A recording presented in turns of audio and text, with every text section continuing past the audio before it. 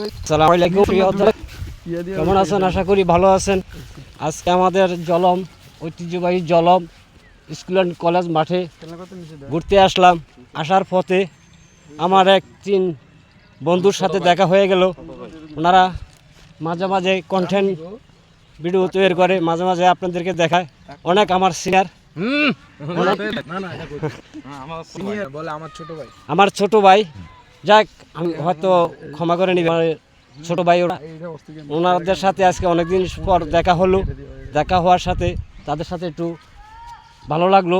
তাদের মুখ থেকে আজকে আমরা আমার ছোট ভাইদের মুখ থেকে কিছু শুনবো। ভাইয়া, কিছু বলেন আপনি। আসসালামু আলাইকুম। আমি কি বলবো ভাষা খুঁজে পাচ্ছি না, তবে আমার শ্রদ্ধাভাজন বড় ভাই। তবে আমি আশা করব আমার বড় ভাই যে যদি ধূমপান করে থাকে, আমি বলবো যে ভাই আপনি ধূমপান করবেন না। ধূমপানের পিছনে আপনি যে টাকাটা নষ্ট করেন সেটা গরিব অসহায় মানুষের জন্য ব্যয় করেন, যেন মানুষের উপকারে আসে।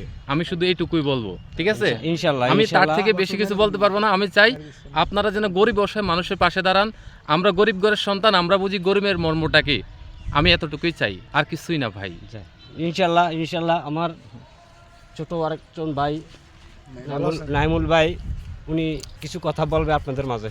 কিছু কথা বলতে এটাই যে প্রথমত আমি সবাইরে জানাই আসসালামু আলাইকুম।